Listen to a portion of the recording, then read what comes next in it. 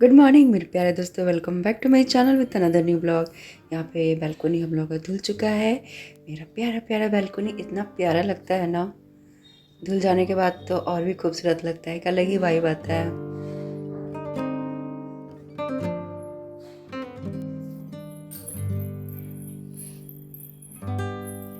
चलिए चलते हैं किचन में। यहाँ पे अभी जूस बनेगा गाजर बीटरूट का, तो यहाँ पे सब रेडी है। क्या क्या करना है मुझे अभी सब निकाल दें, अभी सब मैं इन्हें कट करके दे दूँगी।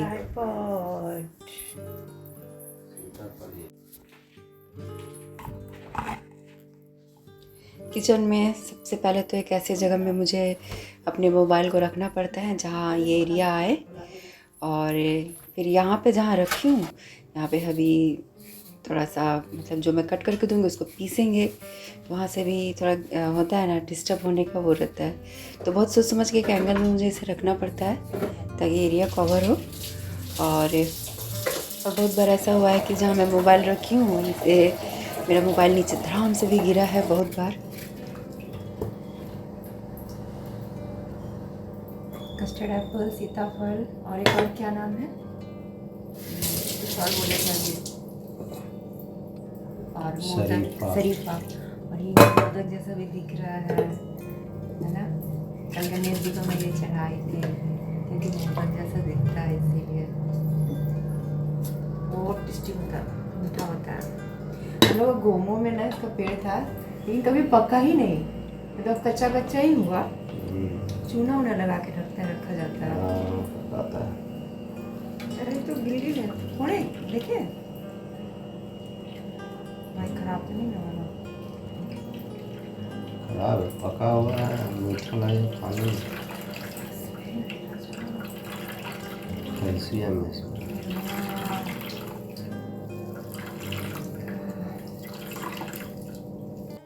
दोस्तों ये शरीफा है ना, खाने में इतना टेस्टी लगता है ना अगर पका हुआ हो तो। बहुत ज़्यादा तो इसमें वो गुद्दा नहीं निकलता है, बीज ही रहते हैं, तो ये बस बीज के साइड में जो पल्प्स है वही खाना रहता है। लेकिन एक इसका खाने के बाद एक स्मेल आता है, मतलब वो बड़ा है ना, दिमाग की बत्ती बोलते हैं ना, मतलब बड़ा अच्छा लगता है। अब दिमाग की बत्ती जल जाना, मैं ऐसे कॉमेडी कर रही हूँ, कहने का मतलब है कि बड़ा अच्छा वाला फीलिंग आता है। चलिए यहाँ पे जूस बन गया, आप फटाफट पी लेते हैं देर ना करते हुए। और अभी कहते हैं ग्रीन टी भी बन गया है, तो जब तक ये सब बनता है ना तब तक इनका ग्रीन टी है ना खुलाते रहते। बाबू को मैं रख दी,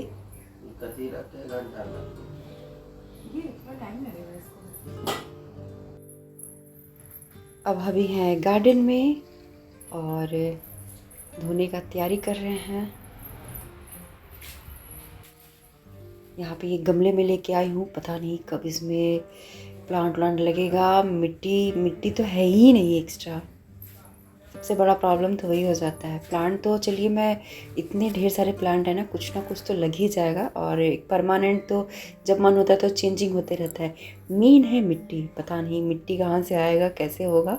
बस गमले में जाके ले ली, और अभी कुछ चाहिए अगरबत्ती मॉस्किटो को दिखाने के लिए, तो ले आके दे देती हूँ।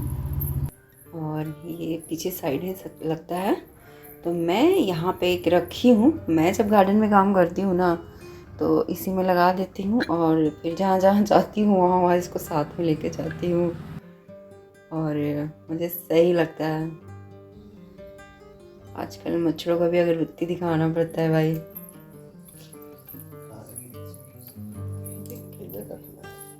तो अब मैं बढ़िया एक ब्रेकफास्ट बना लेती हूँ, भिंडी की सरसों वाले मसाले वाली। बहुत दिनों से मन कर रहा था, अभी बोले थे कि भिंडी का सरसों का मसाला वाला बनाना, तो मैं सोची ठीक है आज बनाती हूँ। तो कुछ नहीं करना दोस्तों, बड़े बड़े साइज में इस तरह से कट कर लेना है हाफ। अगर छोटा भिंडी है तो आप पूरा छोड़ दीजिए, कट मत करिए, और थोड़ा बड़ा है तो उसको बीच से हाफ करिए, बस कुछ नहीं करना है। और उसके बाद जो फ़िश का जो मसाला होता है ना सरसों वाला, लहसुन, टमाटर, जीरा, धनिया, गोलकी, और आपका सांभर मसाला, करी लीफ, बस जिसमें मैं बहुत ज़्यादा मसाला नहीं लूँगी, थोड़ा सब लूँगी। और सरसों का मसाला तो मैं सरसों को गोटा ही पीस करके पाउडर रखती हूँ और वही मैं थोड़ा सा डालती हूँ, चला देती हूँ। तो नॉर्मल जो मसाला होता है वही है, बस सरसों का मसाला उसमें ऐड हो जाएगा और सांभर मसाला, इतने में बहुत टेस्टी लगने लगता है। यहाँ पे हबी का धोना हो गया है और ये कप ले लेती हूँ मैं। और मेरा प्यारा गार्डन वेलकम। अगरबत्ती भी जली का है, कहाँ जलाए हैं, धुआं दिख रहा है। हाय राम, ये देखिए दरवाजे में खोज दी अगरबत्ती।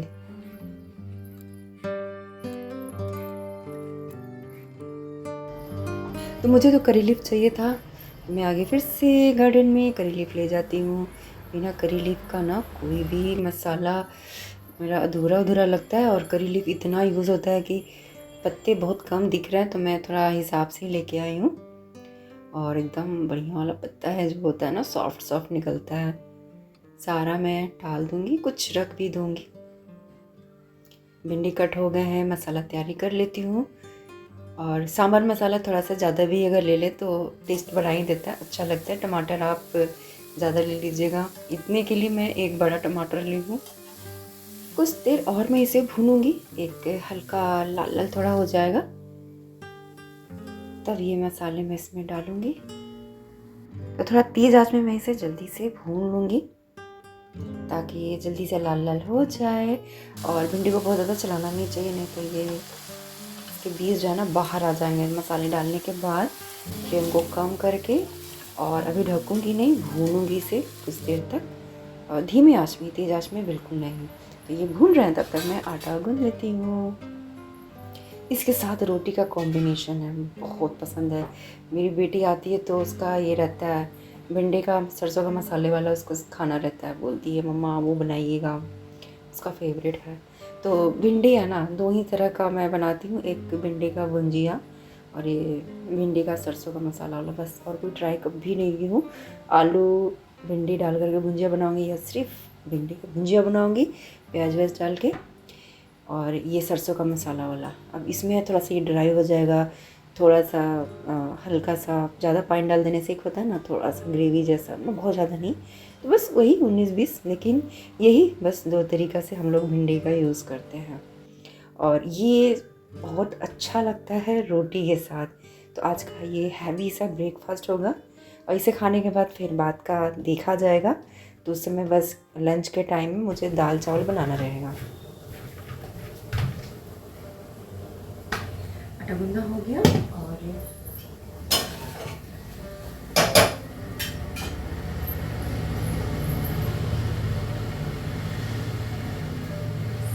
जो गाड़ी जाता है सारा गाड़ी समझ में आता है। ये अभी शायद टेम्पो गया, तो इसका जो स्मेल आ रहा है ना, बिल्कुल ऐसा जैसे कोई फिश बना रही हूँ मैं। सरसों का मसाला भुन रहा है, ऐसी स्मेल आ रहा है, अच्छा लग रहा है। रोटी के साथ इसको इतना यम्मी लगता है ना। अब मैं चावल किया बट रोटी अब बना लेती हूँ। और इसे कुछ करना नहीं है, धीमे धीमे छोड़ देना है। जब तक रोटी बनाओगे तब तक ये धीमे धीमे ऐसे ही पकेगा। और थोड़ा सा पानी डालूंगी, 2-3 चम्मच ऐसे जस्ट थोड़ा सा डालूंगी ताकि थोड़ा अंदाज से बस, और रहेगा ये ड्राई रहेगी।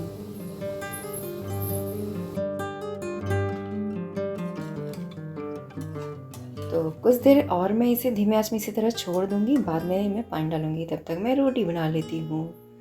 तवा ले आई और कढ़ाई को मैं इधर शिफ्ट करके यहाँ पे तवा रख देती हूँ, क्योंकि यहीं पे बेलने में बनता है। और भिंडी है ना, टाइम नहीं लगता है, बहुत जल्दी पक जाता है और एकदम भी गल जाएगा ना भिंडी, वो अच्छा नहीं लगता है। तो टाइमिंग है ना भिंडी का उतारने का, परफेक्ट टाइमिंग होता है ना, वो सही रहता है। कभी कभी मेरे से भी बहुत बार होता है कि गल गया है, बीज बीज पूरा बाहर आ गया, तो टेस्ट ख़राब कर देता है।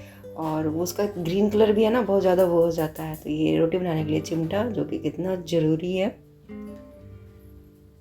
तो आज मैं थोड़ा ध्यान से बनाऊंगी क्योंकि रेसिपी शेयर कर रही हूँ, तो एकदम परफेक्ट वाला भिंडी गलना चाहिए। बहुत ज़्यादा गल गया तो बीज बाहर आ जाएगा और टेस्ट एकदम बिल्कुल डिफरेंट हो जाता है। थोड़ा सा मैं पानी डाल देती हूँ। और सरसों का मसाला बहुत ज़्यादा भूनना नहीं चाहिए। आप जितना फ्लेम को कम करके भूनिएगा उतना ही अच्छा बनता है। तो इतना पानी डाल दी, अब मैं इसे ढक के छोड़ दूँगी और बस जब ये सूख जाएगा, भिंडी भी अंदर तक पक जाएंगे, फ्लेम ऑफ कर दूँगी।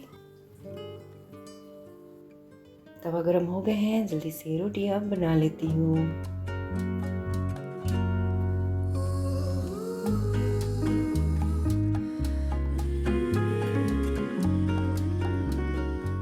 तो मेरी रोटियां बनते बनते तक में ये भिंडी पक गया और एकदम परफेक्ट गला भी है, और इतना ही मुझे लटपट चाहिए, अंदर तक बिल्कुल गल के। और ज़्यादा नहीं चलाऊंगी, नहीं तो ये हलवा हो जाएगा।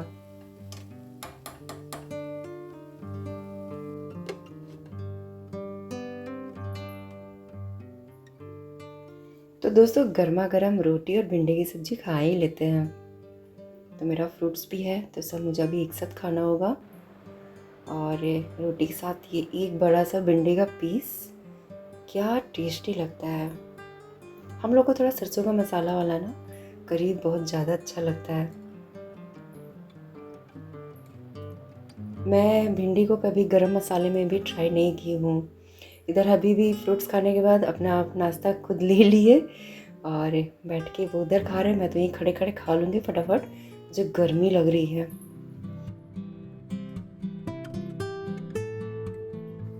घर के काम का कोई अंत नहीं है।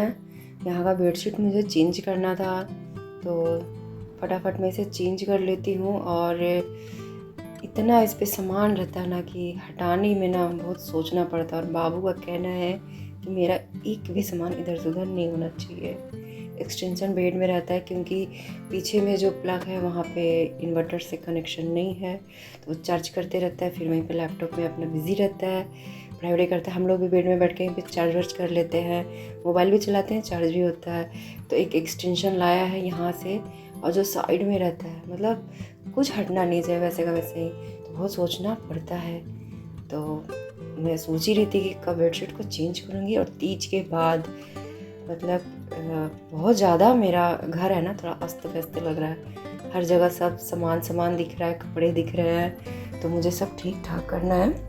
तो सबसे पहले ये मैं बेडशीट चेंज कर लेती हूँ, और जैसे था वैसे ही रखना है। यहाँ पे बाबू का सब बुक रहता है, और एक स्टडी टेबल के ऊपर लैपटॉप और सब अपना, तो बेड में ही पढ़ाई होता है। अच्छा है, बहुत आराम लगता है, पीछे टेक लगा लेते हैं, ऐसा कोई स्टडी टेबल नहीं है। तो दोनों बच्चों का हम लोग का पार लग गया इसी में, बेटी का भी हो गया ऐसे ही पढ़ाई की, वो कोई अलग से स्टडी टेबल होता है ना बना हुआ प्रॉपर, वो नहीं। यहाँ पे भी तो इन दोनों को यही अच्छा लगता है। अब बेटी भी आती है ना, तो ये रूम में हम लोग का बहुत अच्छा होता है। ये पूरा बेड पे एकदम ढेर सारा तकिया वगैरह रख लेते हैं, बीच में एक्सटेंशन रहता ही है, चार्ज होते रहता है, और यहीं पे हम लोग अपना मोबाइल चलाते हैं, गपशप भी होता है।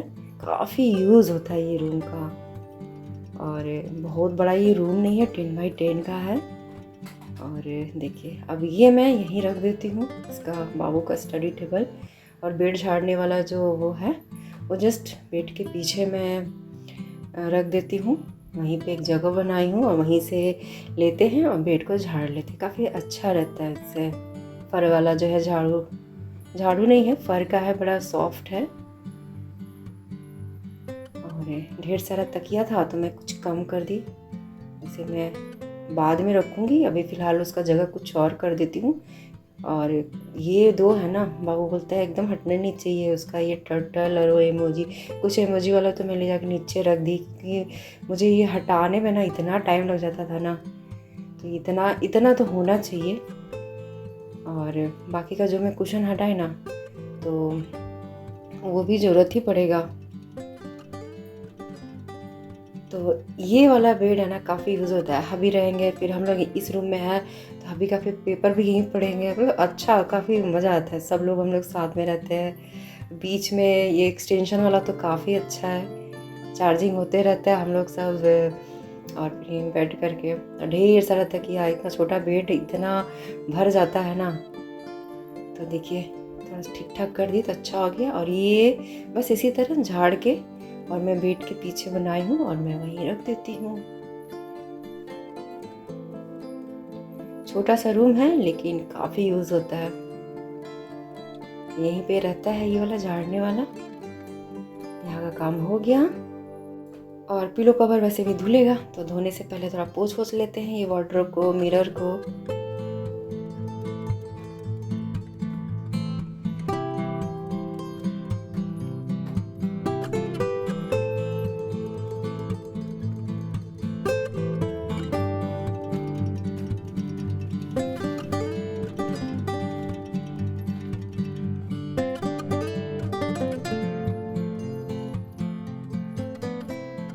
तो फाइनली ये रूम है कुछ इस तरह का। अब यहाँ पे ढेर सारे कपड़े मुझे हटाने हैं, तो उससे पहले ये मनी प्लांट जो है ना, यहाँ पे मैं लगा के रखी हूँ। तो उसको मैं क्या करती हूँ, जब बारिश होता है या बीच बीच में थोड़ा धूप दिखाती हूँ, तो मैं ले जाके बाहर खुले में रख दी थी शाम के टाइम में। तो अब थोड़ा धूप लगेगा तो मनी प्लांट है ना थोड़ा मुरझा जा, तो मुझे याद आया कि मैं इसे वापस यहीं रख देती हूँ। तो बीच बीच में थोड़ा सा ध्यान देना पड़ता है, बारिश या फिर धूप दिखाना पड़ता है। आप जितना पौधा लगाइएगा सेवा भी उतना ही करना पड़ता है। और मनी प्लांट वैसे ये मेरा लग गया है, लेकिन मनी प्लांट भी मैं देखूँ बहुत सेंसिटिव प्लांट है। लगा तो ठीक है, नहीं तो थोड़ा सा भी अगर इसका पानी ज़्यादा हुआ कम हुआ तो पत्ते फिर पीले भी पड़ने लगते हैं।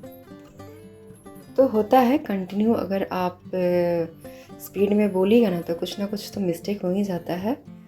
तो अब कंटिन्यू सुर पकड़ी हूँ बोलने का, वॉइस ओवर में यही होता है। तो कुछ ना कुछ बीच में क्या बोले थोड़ा सा हो ही जाता है।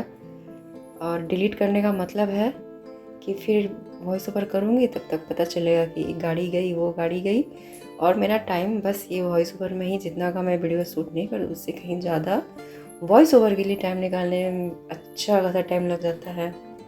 वीडियो मेरा रेडी रहता है और वॉइस ओवर करने के लिए मुझे टाइम निकालते निकालते 1 से 2 दिन निकल जाते हैं। जब मैं टाइम देती हूँ तो उसमें गाड़ी पे गाड़ी, कभी डॉगी का आवाज़ वेट करती हूँ, तो फिर मेरा अपना काम फिर से स्टार्ट हो जाता है। टाइम पे खाना बनाना बहुत कुछ है, तो इसमें फिर 1 दिन लग जाता है। सोचती हूँ चलो अब मूड भी है, मन नहीं करता है। तो वही है, जब आप सोचिएगा तो आपको सोचे हुए टाइम पे कि काम हो जाए वो ज़रूरी नहीं है। अब थोड़ा बोलते बोलते में थोड़ा सा होता है ना, गड़बड़ हो गया तो कोई बात नहीं, जैसे हैं वैसे ही इंसान को दिखाना चाहिए। अब हर चीज़ लिपापोती करके तो सही नहीं है, हर इंसान से होता ही है कि आप कंटिन्यू बोलेगा तो थोड़ा तो गड़बड़ होता है। और मैं तो इसको भी इंजॉय करती हूँ। मैं तो जब वॉइस ओवर करती हूँ ना तो अपनी बातों में फिर मैं बहुत बार हंसने लगती हूँ। तो देखिए यहाँ पे ये कपड़ा सुखाने वाला है ना, ये जगह हम लोग को परफेक्ट मिला। यहीं से ऊपर ले जाते हैं छत में, बारिश होती है तो यहीं रख देते हैं। और ऐसे भी यहाँ पे अभी तो बारिश नहीं हो रही, लेकिन एक जगह बन गया है ना, तो रेलिंग पे भी कपड़े बहुत ज़्यादा है तो सब जगह डालते हैं, और जैसे जैसे सूखता है मैं हटा देती हूँ और बाकी का कपड़ा मैं उस पर डाल देती हूँ। तो एकदम सही जगह है, उतना ही मुझे चाहिए था, उतने के लिए ही ना ये रेलिंग पूरा भर जाता था। अब दोस्तों जितना का हम लोग तैयार नहीं होते ना उतना का तो सामान ही फैला देते हैं। तो तीज के लिए ये सब मैं निकाली थी, फिर सावन के समय जब मैं तैयार हुई थी तो उस समय भी मैं जो जो ज्वेलरी निकाली थी ना तो जहाँ तहाँ रख दी थी। तो मेरा ड्रेसिंग है ना अजीब हो गया था, मैं कंफ्यूज हो जा रही थी कौन सामान कहाँ है। तो टाइम निकाल के मैं इसे रख लेती हूँ। तो ये चुन्नी जो है इसको मैं रख देती हूँ अच्छे से। अब ये काम देगा सीधे वट सावित्री पूजा में। तो जब भी पूजा वूजा होने वाला रहता है तब मैं 1 दिन पहले धो लेती हूँ। और साड़ी को तो मैं धो के रखूँगी, खुद ही धो लूँगी, क्योंकि ड्राई क्लीन के लिए नहीं दूँगी, क्योंकि कपड़ा है ना घर में धुलने वाला है। तो मैं अच्छे अच्छे साड़ियाँ है ना घर में धो लेती हूँ। तो मैं क्या करती हूँ, ईज़ी थोड़ा सा डालती हूँ पानी में, क्योंकि गंदा तो हुआ ही नहीं है, बस एक फॉर्मेलिटी करना है ना। एक होता है ना कि साफ़ सुथरा हो, आप कभी भी निकालें पूजा पाठ के लिए तो साफ़ सुथरा होना चाहिए। तो बस इजी डालती हूँ थोड़ा सा वो भी, और कंफर्ट, फिर उसमें पानी बढ़िया से डाल करके साड़ी को 2 पानी से अच्छे से धो के टांग दूँगी।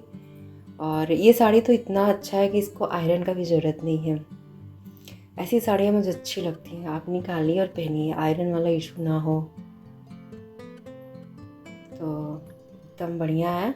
तो मैं इसे साड़ी को यहीं सोफ़ा में छोड़ दूँगी। अब टाइम निकाल करके बस यही काम करना रहेगा। अभी तो नहीं करूँगी, अभी ये चूड़ी वूड़ी वाला काम करूँगी। बहुत वही मैं सोचती हूँ, अभी दुर्गा पूजा आने वाला है, अभी तो ज्योतिया आएगा पहले। तो ज्योतिया में वैसा हम लोग तैयार व्यार नहीं होते हैं। नया साड़ी भी मतलब हमारे में नहीं चलता नया साड़ी पहनना, बस साफ़ सुथरा कपड़ा होना चाहिए।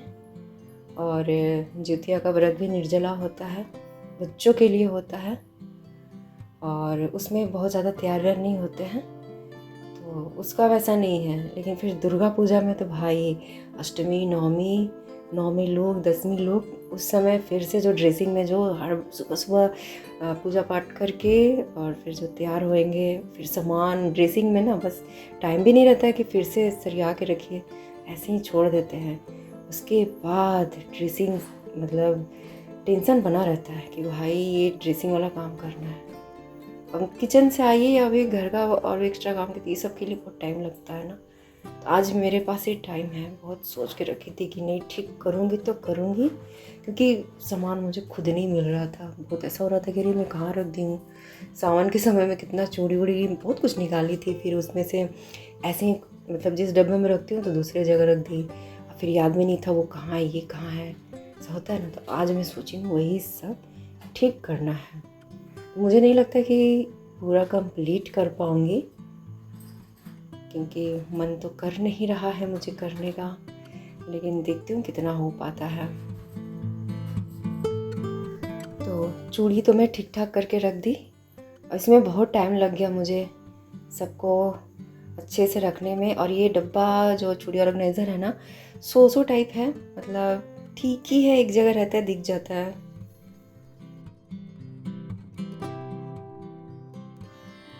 गुड इवनिंग मेरे प्यारे दोस्तों, ये है शाम का टाइम, आप सभी को शुभ संध्या। और शाम का ये है मेरे बालकनी का नज़ारा।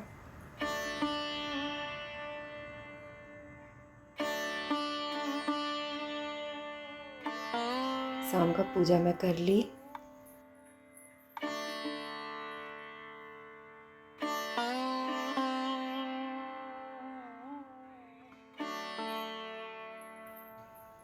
तो ये चूड़ी वूड़ी रखने वाला काम मेरा अभी भी दोस्तों पूरा नहीं हुआ है। 7 बज गए, समय का पता ही नहीं चला और टाइम भी हो गया सांझपति दिखाने का। तो मैं नहा के पूजा कर ली और मुझे जाना है ये ब्लाउज़ को थोड़ा फिटिंग करवाना है, क्योंकि बहुत ज़्यादा लूज़ बना है और भी कुछ कुर्ती वगैरह हैं, इसे थोड़ा ठीक ठाक करवाना है मुझे दुर्गा पूजा से पहले।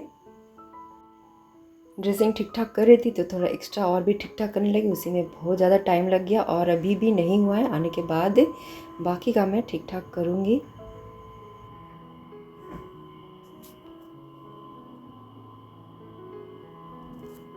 समय कैसे पार हो जाता है पता ही नहीं चलता है। ये सब लेके जब बैठी थी तो मैं पूरा वहाँ भी साफ़ कर ली और कोई वीडियो नहीं बनाई, क्योंकि वीडियो बनाने के चक्कर में बहुत लेट होता है। फिर खाना भी बनाना था मुझे, फिर लंच बनाई और भी छोटे मोटे इतने काम होते हैं ना, करते करते थोड़ा सा थक गए तो आके रेस्ट भी किए, फिर थोड़ा सा की, फिर शाम हो गया, शाम का सांझपत्ती दिखाई। और अभी मैं बात करके रखी थी ये वाला ठीक ठाक कराना है मुझे।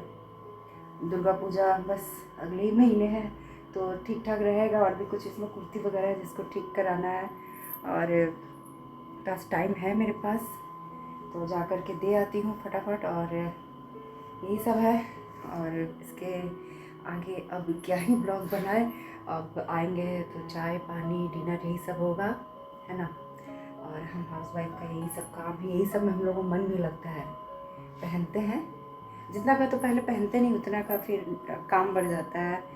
थोड़ा बहुत पहनना रहता है, पूरा फैला देते हैं, अब वो टेंशन रहता है वापस अपनी जगह में रखने का। तो यही सब में हम लोग का मन लगा रहता है। तो मेरे प्यारे दोस्तों, नेक्स्ट ब्लॉग में tata bye bye, love and always smile.